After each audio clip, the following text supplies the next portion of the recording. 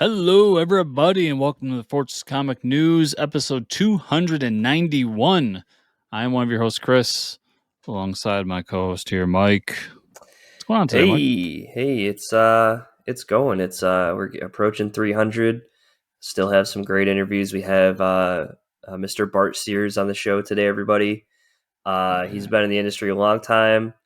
We have an amazing chat with him. You know, you've definitely seen his stuff in Marvel, DC, Valiant. He was there in the middle of it all. So can't wait to look forward to talking to him. Can't wait to pick his brain about some stuff. Really cool dude. I think you'll all enjoy that. So Yeah, it was a good conversation, a nice meaty conversation, and not to take away from Bart, but also like everybody, Friday there's gonna be another interview this week. oh shit, That I'm dropping 2 interviews. I sat down with Travis Gibb for an hour and a half. Wow. When we talk comics. So, Wow. yeah, look forward to Great. that too. But Double the content. for now, look forward to Bart Sears because that was a good one. Yeah, Bart's a great guy. All right, we're gonna jump into the news, I think, because we got a pretty packed show. We got it. We're Pretty just gonna sad show today. Pretty sad show. We're gonna rip this Band-Aid off now, and then we'll get to the rest later. But very unexpected. I didn't even know he was sick. I don't think you did either. But Kevin Conroy passed away this week. And if you don't know who Kevin Conroy is, go watch. He's Batman. Go watch Batman the animated series. He's did the voice for Batman, the most iconic Batman voice. I mean, when you read a comic book, he's the voice of Batman. It's crazy. It just happened out of nowhere. He's young, 66. But man, makes me want to go back and rewatch all that stuff now. It's super sad. I mean, he's Batman for multiple generations too. Like, yeah, he did animated series. Yes, he did Batman Beyond, two of the most important Batman things of all time. But also, like, him and Mark even went and did the Arkham games together. Yep. Yeah. And great stuff. Yeah. So, and even Injustice Gods, he was even in the most recent Multiverses game. Like, he's been everywhere. Oh yeah. I said this back during the summer. I forget the month, but I was getting ready to go to Terrificon, and that was one of the things I said. Like, I gotta go see Kevin Conroy. I gotta shake his hand, say thank you, all that stuff, because you never know. Right. And I'm pissed that it was like this soon that I was right, but you pretty much cursed him. I think. No, I think I'm cursed because I was thinking back on it, and this has happened to me multiple times where I go to a con and meet someone, or in a bunch of cases, like, be like, oh, I'll catch him next time. Yeah. And they end up passing on all of us. But yeah, he couldn't have been nicer.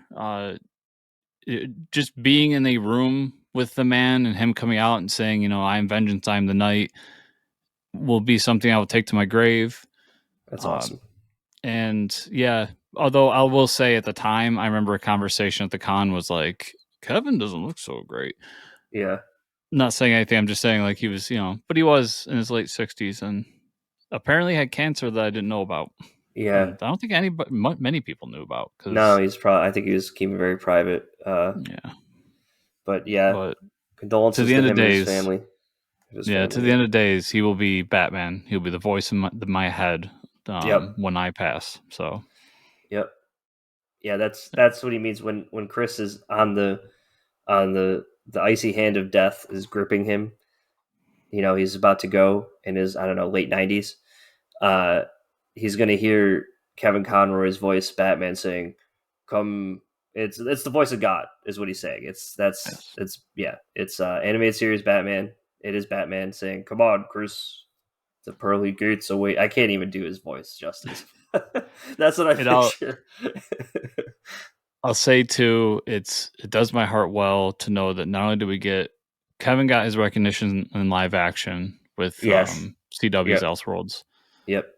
He also got his recognition in the comics world with the most recent DC Pride annual. Yep. Getting to tell us, and that was another, like, dude, I honestly, to that day, because not that it's not important, it's just that it's not something that I think about with people. Like, people are just people, right? In my eyes. I didn't even know he was gay until this year.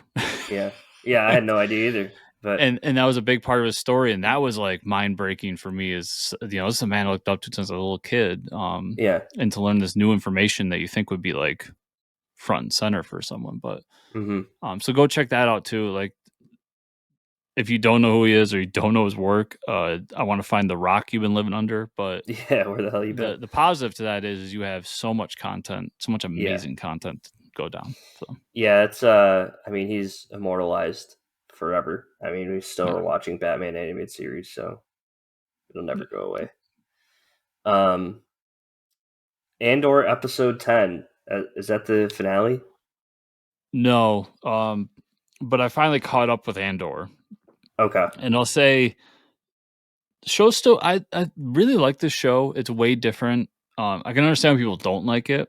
hmm Um, it's not very Star Warsy, but like these chunk of episodes I was behind on. Andor was brought into an Imperial prison where we find out basically the Imperials were using people as slave labor, but like arresting Oh. them, being like, go to this prison, make. We're not really quite sure what they're making, but make these things. And this whole episode, and Andy Serkis is the guy in charge of his Oh, he's one of the prisoners, but he's like the head prisoner in charge of his group. that's cool. Yeah, so he's in these episodes too, and he's phenomenal. And this most recent episode was basically them getting out, like staging the jailbreak. That's cool. Yeah, I think it's a really good show, and I'm really enjoying it. And it was a bittersweet moment at the end with Andy as well, Andy's character as well. hmm So I do recommend this show. It's been a lot of fun. Awesome. And then, so everybody, it is Sunday as we're recording. Chris and I both saw Wakanda Forever, Black Panther Wakanda Forever this weekend. Um, I think where to begin? What would you give it out of 10? I really liked it. We'll start off there. Really liked the movie. I could nitpick it if I want, but 9.5. I really love this movie. Yeah.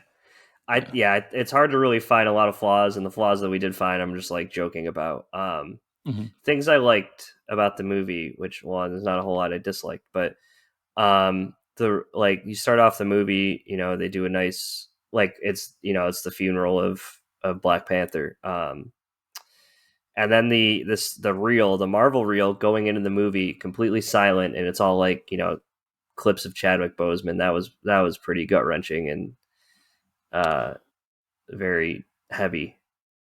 Yeah, and I loved if you watched it, really pay attention to it. It's not even just Chadwick playing Black Panther. Like there was a few of him um, at children's hospitals and at the Yeah. red carpet, and Yep. like it was just Chadwick, and which Yeah. I thought was it was really beautiful. Yeah, Yeah. And then man, Chris has got to be happy about this movie. He gets Namor finally. I knew nothing about Namor. I think he's way more badass than Aquaman. Um, is the correct. is the wings on the feet? Is that canon? Yes, and I Okay. literally I when that came up in the trailer initially, that was Yeah. why I said like I cannot believe they did the wings on the feet. Yeah. Okay. That's interesting because that's like and I get like he is supposed to be a god, right? But that's more of I guess it's more of a mutant thing. And we do get the hard M dropped in the movie, which is kind of like they definitely like had to insert that into the script of like we get this nice origin story. I know Chris loves origin stories. I found the one for Namor very interesting, with the whole like he was a almost like a god to these people. Yeah. They had to take this medicine to become Avatar, and then go into the water. Yes. It's funny because we had the Avatar 2 trailer, if that's what I can't remember what it's called, and then we got this movie, and when I saw that trailer, I was like, who actually cares about this movie? And then we finished Wakanda Forever. I was like, we just watched Avatar 2, and it was way better than the actual Avatar 2, I'm sure. Yeah. But yeah, he says I'm a mutant, so it was just Marvel reminding us, hey, we got the property, bitches, it's coming. Yeah, you um, saw it a TV show. That's not real. We got to do it on a yeah, movie. yeah, we had to do it a movie where people are paying money for tickets and eating popcorn. Um, I think the cast in Wakanda, amazing. Um, I don't know all their names. I think they're all amazing. The just like the highlights for me of like uh Michael B. Jordan showing up again. Thought that was sick. Um, they pretty much kept him in his boxing robe for Creed 3 though. He like had this like white robe on him. Like he just is literally shooting in between boxing matches. Um, so Michael B. Jordan coming back as Killmonger was really cool. The Iron Girl reveal, is that what her name is? I guess that was pretty sick. Ironheart. Ironheart. Okay. She was awesome. I really liked her. I thought she was so cool. And I didn't see like so when there's a scene when they're in the garage and like uh they're like she looks up and she's like, "Wow, does that thing fly?" And I'm like, "Oh my god, it's got to be an Iron Man suit." Like it has to be. That was pretty cool.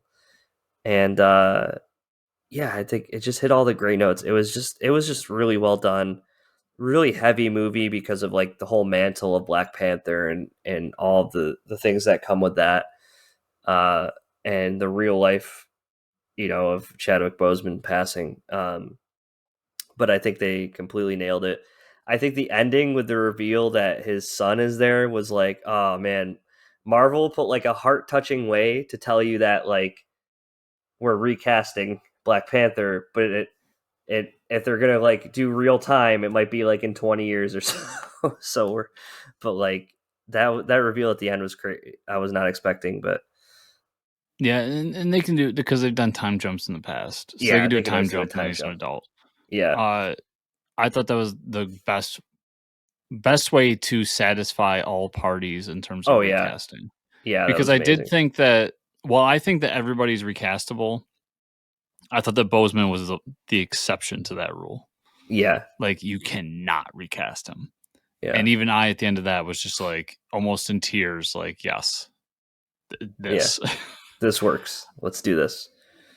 uh Um, yeah. I yeah, I love, even though it's one of those movies where I knew this was going to be the plot. Um, and I guess we've already spoiled a lot, so I'll just continue to spoil. But like Go for it. the beat by beat of Siri or Shuri, I said Siri for first. Shuri rejecting the mantle, you know, then finding a way to bring back the mantle, but not sure, and then accepting the mantle, and then overcoming that to become the mantle of Black Panther. Like that was, in my eyes, what I expected this movie to be walking in, and they still made it awesome. Like they still made me Yeah. care along the way. Oh yeah. So I think it gets like extra points there just for, yeah, I knew that that's who was going to be Black Panther, and I knew this was the journey we were going to take, but I was still enthralled the whole time.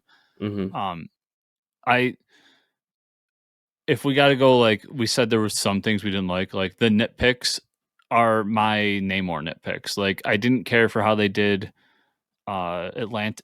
First, they didn't even call it Atlantis, which Yeah, they bugged didn't call me. it Atlantis, and I wonder why. I didn't know if they didn't want to confuse people. I I didn't realize that. I like that they. I'm just gonna keep calling it Atlantis because I forget what they actually called it. But I Could do like that Yeah, I can't remember. they made Atlantis a mirror image of Wakanda, Yeah. but like the dark mirror image of Wakanda. Right. And that works and it makes it interesting. And then to make it to set it in, Aztec Mayan times and have like the reason they need to take the internalize the vibranium to become these water faring things was because of Mm-hmm. conquistadors. It was like an interesting Yeah. twist to how that civilization was born. Yeah, that was cool. Um, and then my other nitpick, I wanted the entire movie to hear him say Imperious Rex, and when they do it, they don't do it. Like he says it in that Mayan, I forget the language it is, but it's a Mayan language, and Yeah. it's just in the subtitles. And I was like, okay. I wanted him to scream Imperious Rex like after he destroyed one of the ships. Yeah, and I did see that, and I was like, I knew it was a nod to the comic, but what is like? Is that just something he typically screams? That's his. It's clobbering time. Oh, okay, yeah, Yeah, like okay, that's his big catchphrase. So, yeah, and like this is me nitpicking right now yeah, because it's a near perfect movie from beginning to end. It it's as I'm thinking about it, it's a movie that in the beginning rips your heart out and just makes you care along the way, and then comes back with the post credit sequence and just shoves your heart back in and makes you like feel. yep. And that's saying a lot for a big budget superhero movie. Man, it's So, crazy because like it's almost the same plot for Namor as Black Adam, but like we know The Rock is just a big punchy actor, so like they went full action movie with with Black Adam, where they could have done such a cool story about like and the people being enslaved and like all the shit they had to deal with. They could have focused on that much more in Black Adam, and that's what really makes you feel for Namor, right? You're like, okay, he's not such a bad guy. Like, and this was, mind you, everything I say, I have not seen Black Adam yet. yeah, But this was my concern with Black Adam coming in, is I didn't think he was a character that you just jump out and like say we're making Black Adam movie. Like yeah, you can't really I thought relate to him either. he should have been the villain in someone else's movie. But you've got The Hmm. Rock, so you're not gonna do that. Yeah, it's not gonna happen. Yeah, yep. So, but Um, yeah, it's I highly recommend this. It's the first time I think since Endgame that I'm really in love. And oh no, because Spider-Man was after Endgame, wasn't it? mm, yeah, people keep forgetting about Spider Man. Yeah. So maybe so since Spider-Man, that I think they came out with a really great movie. Okay. Um, and positives, it's not jokey, it's not Thor, No. it's not Guardians. Yeah, there's none of that. So Yeah, I was pleasantly surprised with it. Well, not surprised. I was very satisfied with the movie, um, and I think everybody should go see it. Yeah, I'll go as far as um, say surprised because I thought without Chadwick, this movie was going to be like, yeah. You almost ugh, yeah. yeah. But I get they that. pulled it off big I will time. say my one nitpick, not even a nitpick, the suit that the Midnight, I don't remember what it's called, Midnight Blue or something, that the general gets. Oh yeah, It's a cross between Predator and like Abe Sapien from Hellboy. With those eyes, I couldn't get over those eyes. It just looked like big bug fish eyes, and I was like, "Why do they do that?" And then like to have the hair in the back, it reminded me of the Predator. I was like, "It was just such a weird suit." that was a strange choice. Yeah, Yeah, yeah, it was yeah. very strange. And like a Beetleborg all mashed into one. But other than that, I mean, it was a great movie. So yeah, go check it out. Chris and I greatly enjoyed it. All right, everybody, we're gonna jump to this interview with Mr. Bart Sears. We're gonna talk about his lovely art, lovely website, and we'll see you on the other side. And we're back, everybody. We're back. So yeah, check it out. Check out Bart's website. Some cool pages up there right now. Some commissions. Kind of sad there was a Kingdom Come Power Girl commission up there. Sketch that's sold already, of course. Yeah. Uh, damn it. Yep, I'm just too slow sometimes. Comic book news, Chris. Let's get into it. Let's do it. Image has announced that Powerhouse collaborators Ed Brubaker and Sean Phillips will continue their team up with a new original graphic novel this coming spring titled Night Fever. As you could expect, the title is a crime noir comic. Really shocking. The twist being that the lead character has a Jekyll and Hyde identity. That sounds pretty cool. We all know Brubaker and his crime noir. Yeah, and I'm a huge fan of it, so I'm Yeah. 100% there. I do love this is where Brubaker and Phillips change things up is like obviously they always do a crime noir book with a twist. So like Incognito was crime noir with superheroes, and Fatale was crime noir with Lovecraft, and so on and so Hmm. forth. But this one has a new colorist, I believe, and the brightness of a crime noir book was interesting to me. But yeah, I love this team. I love crime noir comics, and Yeah. I'm there day one. So yeah, I'm just happy to see this news. Yeah, awesome. This is cool. Scott Snyder has extended his deal with Comixology Originals. He announced his new title coming from the platform is called By a Thread. It's a post-apocalyptic tale of a supernatural threat that rises from the ground to devour people. Sick. The series will be co-written by his son, Jack Snyder. Oh, interesting. And feature art from Valeria Fav- this is a tough one. Favaccia? Yeah, I was gonna say Favocci? Favacia. Favacia? Okay. But Jack Yeah. Snyder, so I'm going to have to look this up. I'm pretty sure Scott Snyder's son is still like a child. He has a couple kids. Okay. Yeah, because he has one that's like not an infant, but very young. Okay. I always think this is kind of like, the blatant, like, just the blatant nepotism thing. Like, Scott Snyder's a great writer, but like, and I'm sure his son's going to be a great writer too because he's got Scott Snyder co-writing it with him. So, um, I just think that's pretty funny twist there. I'm sure it'll be a good book either way. I'm going to read it, but It's to me, it's I'm with you. Like, what was it when J.J. Abrams' kid did that book? That yeah, never ended, by the way. the Spider-Man book. Yeah, that was weird. Yeah, And it was really good, but I'm like, J.J. Abrams wrote this. Like, right. he's trying to Yeah, help his kid out, which, like, I get that's that's your kid, right. do whatever. But that's how I take it. Like, you're not gonna get me to unless you're not gonna get me to turn into a Jack Snyder fan on this, Yeah, because I know in my heart that this is a Zack Snyder book, but he's trying to help his kid out. Or Scott Scott Snyder Snyder. book. It's too many Snyders now. Yeah. And I'm trying to look up see how old his kid is while I'm talking. But yeah, it's cool. The art looks pretty good. The idea is pretty cool. And it's free, so I'll check it out. But Right. yeah, I'm with you. I'm always kind of weirded out by this whole I'm gonna have my kid write the book with me to try to get him a career thing. Yeah. Um. It just all the articles say it's his eldest son, so I don't know what that means. Yeah, because the article doesn't want to say he's like 12. Yeah, it says by a thread will be co-written by Scott Snyder and his son Jack Snyder, his eldest son.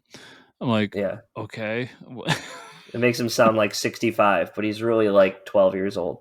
probably Uh, yeah. So it's probably his son like screaming like ridiculous things at him, and he's got to like make it into a coherent script. what if they come out of the ground, Dad? Yeah, That's a good idea. And they eat everybody. He's like playing with his action figures, like and like this. Um, I guess we'll find out. It's for the price of entry. I'm going to read it. Oh yeah, Free, everybody. That's you got to have Comixology or you got to have Amazon Prime to get whatever um, or Comixology Unlimited. So we got two more sad deaths in the comic book industry. Man, it was a rough week, as Chris said.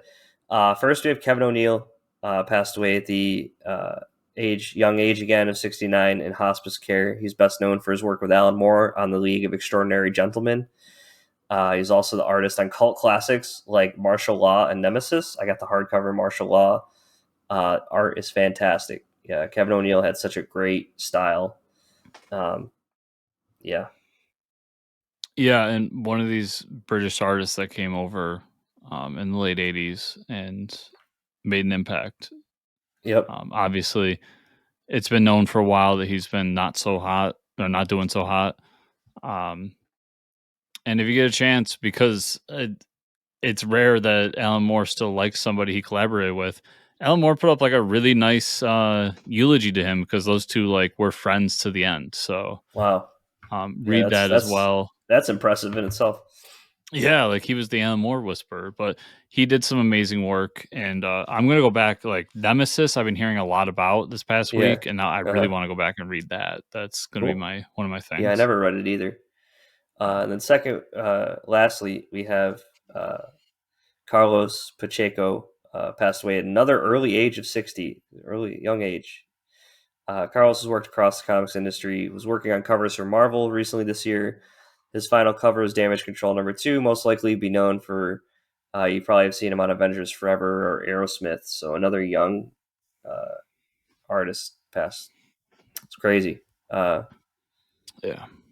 Condolences to the family. I hope everybody's doing okay. Yeah, guys. So both those books you named were Kurt Busiek books. Hmm. Longtime collaborator Kurt Busiek. So just a dude who did amazing work. I once again with him, I went back and started looking at old art, and I'm not much of an X-Men guy outside of the one cartoon that we always bring up.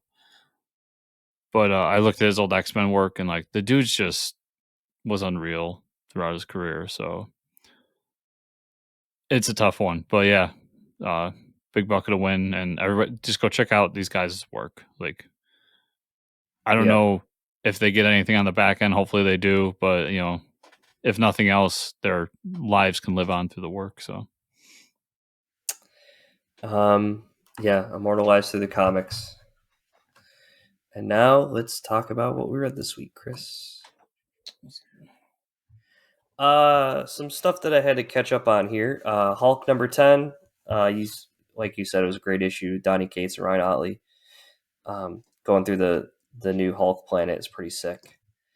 I think I can't remember if this was this week or last week's Batman versus Robin #3.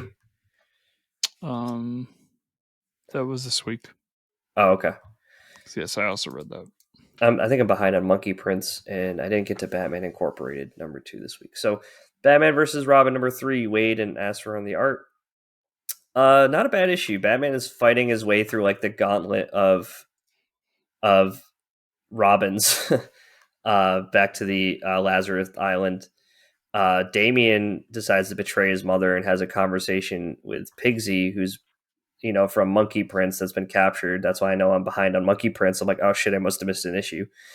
Uh, It's funny though because I'm also behind on Monkey Prince, but the little addendum that says you'll find out what happens in this is right, yeah, next month's issue. it's So next it's not month's even the issue. issue that Yeah, we're behind on. It's yeah, not. that's what. And I Yeah, went back and checked. I was like, oh shit, #9 isn't about till next month. Oh wait, I'm still behind. Yeah, yeah. like what happened here? Which is an interesting way to do things with scheduling.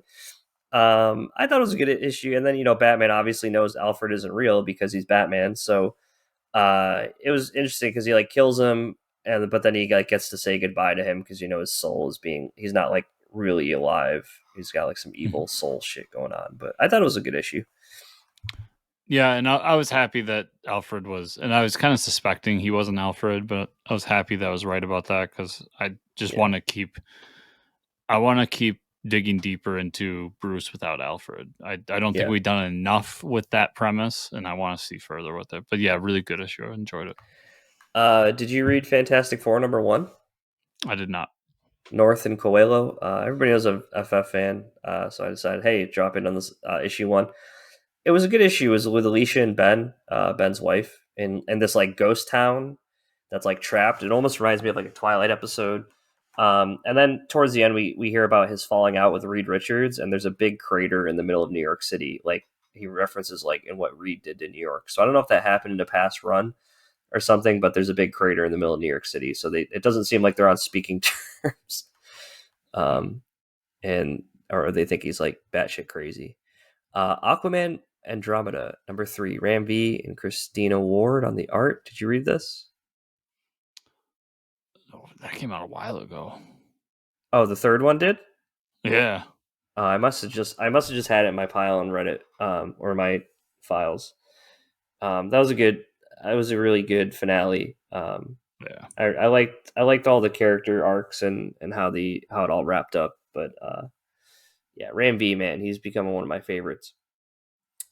Yeah, that was a Uh, great little run. yeah, yeah, for sure. Um, Dark Crisis #6. This is I thought it was the last issue, but it's not. Williamson and Samphire. Yes. There's the big comic book fight, cool fight. They trap Pariah with his own original device from Crisis on Infinite Earths, and the Justice League is back now, but the darkness has moved on. They got rid of Pariah, and the darkness is like, okay, I'll just move to a new host, and it takes over Deathstroke. But the epic part of this issue is the giant fighting taking place with everybody. Yeah, very punchy issue. Yeah, and then to be like, now Deathstroke's the villain. So I guess we're getting an issue 7, which is weird. So yeah, this has been a 7-issue series. What's funny is it's the exact model that they did for Death Metal. Yeah, because it's weird. Death Metal was 7 issues as well. And after this issue, much like Death Metal, we're going to get a bunch of one-shots. Yep. That lead into issue 7. So weird. It's very strange. Yeah, I don't understand it, but why not just make those part of the run? Yeah, I know. This one I was a little. So everybody knows I was hyped for JSA. The new Golden Age #1, Johns and Lieber. This is the one shot, by the way, before we get the Justice Society book. I've been looking forward to talking about this. Yeah, so I'm kind of happy after reading this. Okay, I get it. This is the issue, whatever.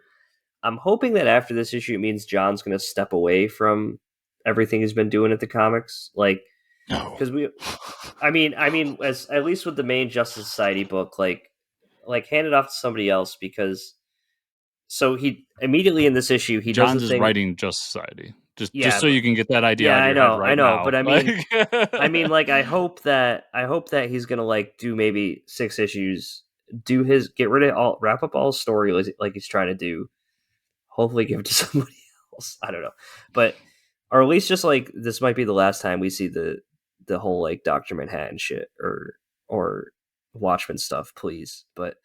The timeline jumps all over. This reads like a Tom King Batman Catwoman book. It's literally the same style. Start in 3022, then we go to 1960s, and then we're back in present day, which is I assume is 2020. I immediately the only reason I like those issues, because I usually don't like something about that, is because I get to see new JSA characters, new eras of JSA. That's the only reason I like that plot device. I thought the 3022 Legion of Superheroes JSA was pretty sick. I did enjoy that. We see the JSA and Dr. Fate are being murdered across time, I guess, across eras by some no-name ultra powerful villain that we don't know who it is. I do like one of the cool things about the book, and I know you're pretty pumped about this. We see the whole the grounded origin of Huntress. We get the one true Huntress. The one true Huntress and Batman being murdered. I thought that whole story was pretty good. And then we see the Time Lords kind of in. Oh God. I mean, we have to start drawing lines to all the books that Johns wrote. There's a mention of 3 Jokers, I think, at some point. I remember that, but it was something about there's a reference to when they're in the Batcave, they say, and they reference that one of the sons was a Joker, or one of the Jokers was a Robin, or some shit like that. Which I believe is part of the 3 Jokers. I don't know. I wiped that book out of my brain because trash. The Time Lords are talking about getting the 13 back. I'm assuming they mean the original JSA, so that's cool. And then we get the Watchmen shit on a page it's just like a catch up of panels that doesn't make a whole lot of sense to me. So I agree with you in the Watchmen. I'm done with the Watchmen stuff. It's not working, Jeff. Move on. Yeah. And the way he just threw it at the end, it's at the end too, and he's just oh, by the way, this Watchmen stuff's happening. What bugs me is I know there's people that enjoy everything. I get it, but it's the Watchmen stuff hasn't been good. No, and it hasn't worked. And I think that Doomsday Clock on its own has an ending that you can just move on from, right? Because it comes back to the age old every universe needs a Superman thing. Right. Okay, then we can move on from it. We don't need to come back to it anymore. And he wants to keep going back to it. So I agree with you on that. The 13 are not. I didn't take it as the JSA. I'm pretty sure the 13. If you look at the back of the book, they do 13 profiles. Okay. And they're new characters, but they're retconning them as Golden Age characters. So they're doing like a Red Lantern in the Golden Age. Okay. And all that. I think that's what the 13 was. Yeah. And I saw that you were like not that hot on this book. I was kind of on the opposite end. I didn't love it, but I did like the plot device that they used of everything centers around Dr. Fate and the death of Dr. Fate. Yeah, I do like that. There's some things I like. And I liked how that was worked. But what really got me excited, because I was kind of walking into this, honestly, to everybody, I was walking into this book looking for a reason not to buy JSA. Yeah. And I ended up leaving wanting JSA because I love Huntress. She's a phenomenal character, especially when we do the correct Huntress, which is the child of Bruce and Selena from Earth 2. So I've walked away from this book really happy, really enjoying it. There's a lot of great moments. Yeah. It was, I love this. I love this issue. I think my biggest complaint is like the stuff that got replaced. Like I love the Hunter stuff too. I love getting to see the different JSAs, and I think that's an interesting plot. But then to waste time on things that like shouldn't be pertaining to the JSA, like is what really bothers me. I agree with you, and like I said, the Watchmen stuff, 100%. Like they need to move on from it. Yeah. I thought the Time Lord stuff fit. Like, the Time Lord stuff's fine. Yeah. And I don't want to kick you while you're down. This is going to be Jeff Johns' book, and he's not going anywhere. Yeah. So like, yeah, I know. I'm looking at the other JSA he did where he went like 60 issues. Well, and I think he was gone for a little bit doing the TV stuff. Now he's back to comics, and I think that's going to be his thing. He's just going to stay in comics because obviously him doing TV didn't work. The JSA stuff of the book was good, so I should be looking forward to JSA, and I think I need to correct myself. I'm going to try to go in with high hopes. Well, not high hopes, but positive opinion.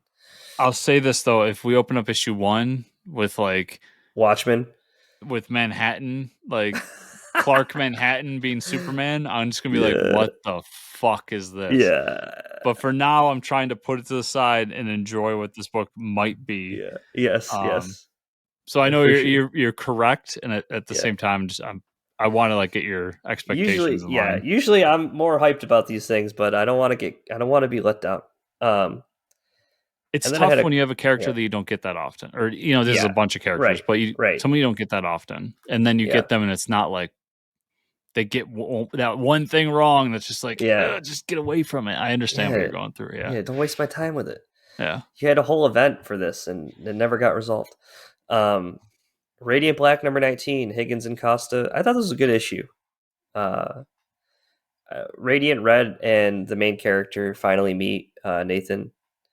And, we see the two guys sharing the Radiant Black power. And then the other Radiant Black, I can't remember his name, and Radiant Pink go to Brazil, where this giant robot has like landed in the middle of the city. And it's not good. It's a giant robot. It's like the beings that give the powers, and now they're coming back to take it pretty much. And that's at least that's the gist of it. And so I think we're going to finally see some more like big stuff about why they have the powers or where they came from. So did Radiant Turquoise ever show up? No, Radiant Turquoise. And then last book I had this week, while I am reading, finally I'm getting around to it. Cthulhu in Wonderland, great anthology by Mr. Travis Gibbs. Billionaire Island, Cult of Dogs, number 1. This is Mark Russell and Pew on the art. Ahoy Comics, everybody. Reading it again. So this is 2 years after the original Billionaire Island fell. We get like the US is all split up and like into factions and is like in complete disarray. there's a couple people that have inherited everything, and now everybody's trying to find the dog because it's like the richest mammal on Earth. So the reporter has to go, from the original series, has to go back to Billionaire Island for answers, and other people are sending like SWAT teams in to get the dog back because they think the dog's still on Billionaire Island. I thought it was a great issue. The Billionaire Island is it's a lot of fun. It's a cool book. Oh. Mark Russell's awesome, and that's all I had. That's all I got to this week. I had some books I missed, but quick catch ups. Earth Divers #2 is really good. Continuing that story, I like that we're getting kind of more into the world building of what's happening in the future and how things have happened there. And at the same time, we get these great moments in the past where the lead character is trying to figure out how to assimilate with the ship so that he can, because he is starting to come to the conclusion like, I could just kill Columbus, but wouldn't somebody else just step up and keep running the ship? So trying to figure that out. Dark Knights of Steel #8, you talked about last week, but I really love that issue. That book continues to be one of my favorite DC books. So good. Little Monsters #7, I read, and I'll say it's back from hiatus, a DC Comics like hiatus, and we get our first look at like the older vampires in this issue, and they end up showing up and like having an effect on the world now. So it was really interesting addition to the world. Punisher #7 was really good. It was Daredevil and Punisher meeting, and Daredevil trying to convince Punisher that what he's doing is not right. Good issue. New #1 from Image that I read from last week is called Hell to Pay by Charles Soule. I forget the artist now. But this is an interesting concept where basically there's a barter system in hell where they created these coins. Okay. And they would trade them for like different random things. Like that's how they would buy your soul or something like that. And somebody escaped hell with a bunch of these coins and they ended up getting out into the real world. And now this couple we meet, they have some sort of incident and they need help from somebody to become normal again, quote unquote normal. Like when you see them, like they're missing like arms and legs and shit. Like something happened to them, and then when you see them again, they have all their appendages, and their task is to go back and find all these coins and bring them back. Now, normally you think like that's going to be the book, is that we're going to go on these adventures to find the coins. Yeah. Well, you actually find them at the last coin, like they're ready to get it and everything. And the big twist at the end is that when they think they have the coin, they're each holding a different coin. So there's more coins than they thought were there. So that's like kind of the twist of the story. It was a pretty cool book. I really like the art to it. I like Charles Soule's writing, so I recommend it. Cool. Now into new stuff. Seven Sons #6 was really good. Continues to be a really good book. And then both new and old. So Damage Control 3 came out last week, and then Damage Control 4 came out this week. That was a little weird, but still a really fun book. This issue goes back to an old Damage Control character who became a villain in the original run of Damage Control in '89, and he's working for Damage Control again. And Gus is told to you're going to work under him and be his assistant, but you're not to bring up the incident. And the incident's the thing that happened back in '89. And Gus immediately brings it up, and that sparks this guy, and he becomes a villain again. So it's a really fun issue. Moon Knight #17, another great issue. We get all the vampire nations come together in New York, and they're really vampire tribes. And we find out that the one in New York has a plan to bring them all together to try to turn the world when Moon Knight shows up. Love that book. Captain America, Sentinel of Liberty #6. So last issue, you might remember that Bucky shot Cap and killed the Revolution while doing it. Well, we pick up right after that. Bucky, the entire issue is Bucky and Cap arguing and fighting. So there's a lot of punchy stuff. Yeah. But basically, the crux of it is Bucky's going to become the new Revolution, and he's going to work with this organization, and he thinks that's the way forward for him. So Cool. there's an interesting twist on Bucky moving forward. And then I believe next week's the Winter Soldier special issue. And then the last thing I had was Avengers number 62. I really like this issue because it follows back in 1 billion or 1 million BC.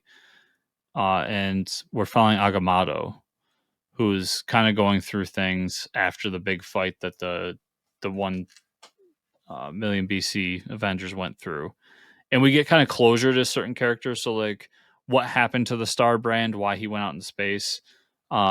Phoenix flies off into space and everything. And then we get some of the characters along the way, like what the Iron Fist at that time was doing, where Ghost Rider is, and they end up teaming up again with Odin. And then probably my favorite part of the issue was they go back to Wakanda to try to get the Black Panther. And they have this whole back and forth that is like, we don't want anything to do with you people anymore. And he even says, like, and that was the day I knew that Wakanda would be sealed off for generations. And then it ends with them coming to the present. And now we're going to get the big conclusion to Jason Aaron's Avengers book coming up the next couple months. So bittersweet, but I am looking forward to it. So, Mike, that was everything I read this week. Where can people find you on the internet? You can find me at Fortress Ricker on Twitter. Where can they find you and or the show? Well, you can find me at Fortress Chris on Twitter, and you can find the show at Fortress Comics _ on Twitter. Also at FortressComicNews.com. Remember, everybody, to give us the review on the podcatcher of your choice, to like, subscribe, share, comment down below on the YouTube version of this. And if you want to support us further, go in the show notes, check out our affiliate links, and also the Patreon at patreon.com/FortressComics. So thank you, everybody, for watching and listening this week, and we'll see you all here next week. See ya.